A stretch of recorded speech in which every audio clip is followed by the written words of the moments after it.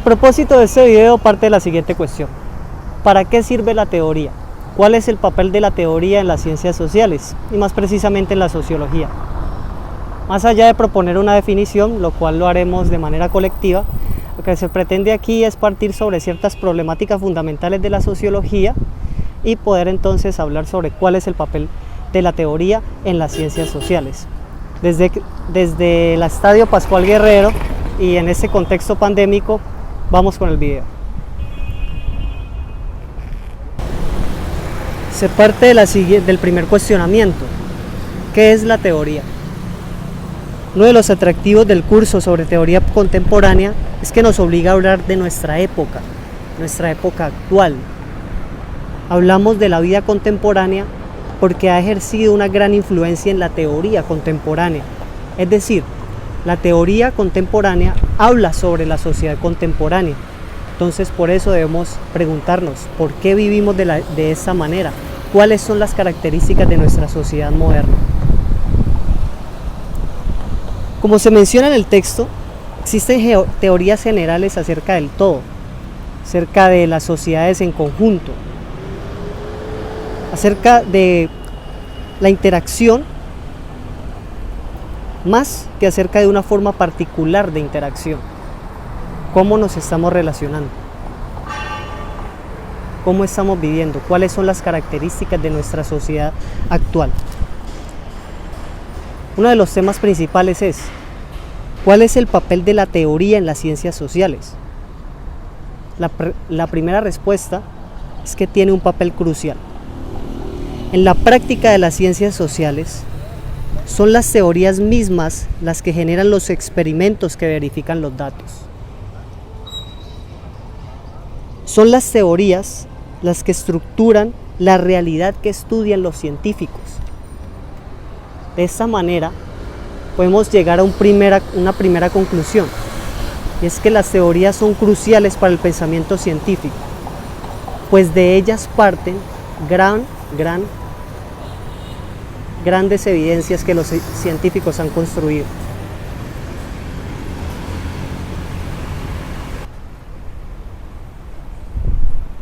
¿Cómo se producen las teorías? Las teorías no se pueden construir sin datos, pero tampoco pueden construirse solo con datos. El razonamiento teórico tiene una relativa autonomía respecto al mundo real.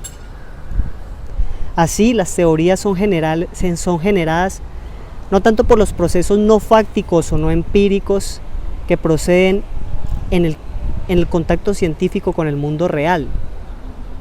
Es decir, existe una doble relación entre teoría y hechos. No hay datos sin teoría y no hay teoría sin datos. Esta es una doble relación que existe. Entonces, de esta manera podemos ver que todos nuestros conocimientos previos son claves para poder construir los hechos, para poder construir los datos. Esa es la doble relación que existe entre teoría y datos. La sociología es una ciencia social empírica, tal como dice el autor, comprometida con la verificación rigurosa con los datos, con la disciplina de la verificación. No obstante, estas actividades se desarrollan dentro de tradiciones que se dan por sentadas y no están sometidas a evaluación empírica. En este sentido, existen una serie de tradiciones teóricas que están establecidas por la historia, por los conocimientos previos, teorías y tradiciones que han sido validadas a lo largo de la historia y que de ahí parte la construcción de los datos. Los datos son constructos, son construcciones que hace el científico sobre una parcela de la realidad social para poder estudiar, para poder comprenderse y para poder así de esta manera llegar a distintos estudios, distintas investigaciones sobre el mundo social y nuestras relaciones sociales. Es por ello que en un curso de teoría contemporánea debemos entonces fijarnos en cómo es nuestra vida, cómo es nuestra sociedad contemporánea, cuáles son los inventos, qué ha cambiado respecto al mundo tradicional, cuáles son nuestras nuevas formas de relacionarnos con el entorno, con el ambiente. Y sobre todo, cómo la teoría contemporánea ha influenciado sobre este mundo contemporáneo.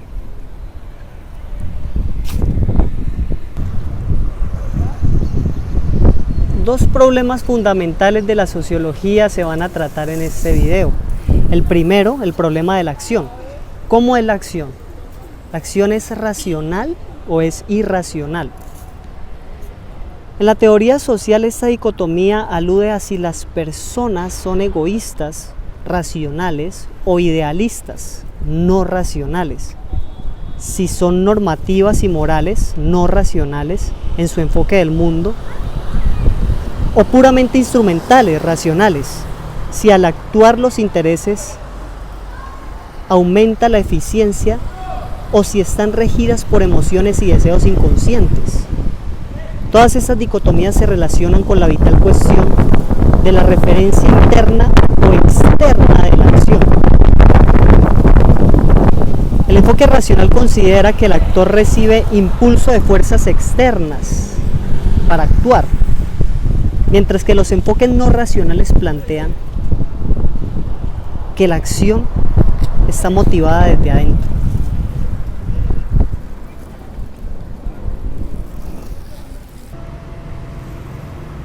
El segundo problema es el problema del orden. Se trata de una controversia entre los enfoques individualistas y colectivistas del orden. Los pensadores de posición colectivista entienden que los patrones sociales son previos a todo acto individual específico y son, en cierto modo, producto de la historia.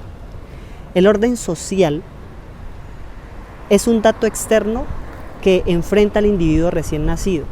Ahora bien, si escriben sobre adultos, pueden reconocer que el orden social existe tanto dentro como fuera del individuo.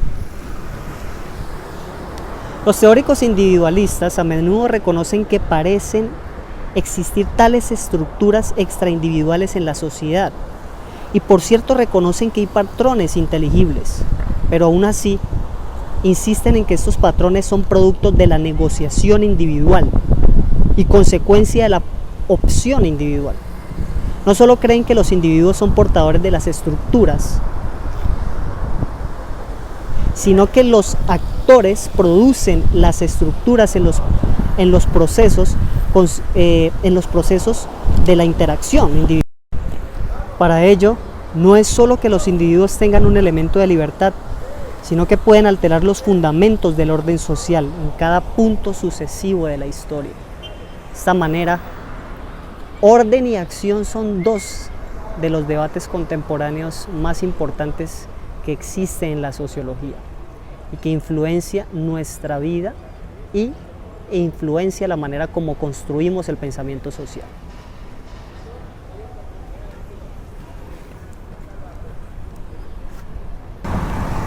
Nos encontramos aquí en el Parque Banderas.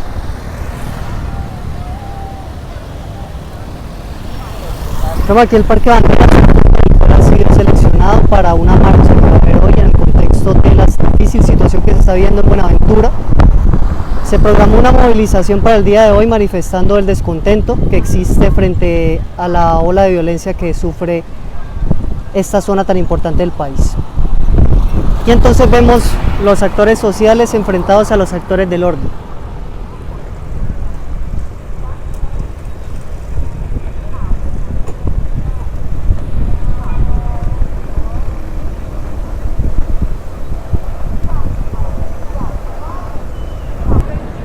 Aquí podemos observar entonces la gente reunida en este lugar para iniciar la movilización.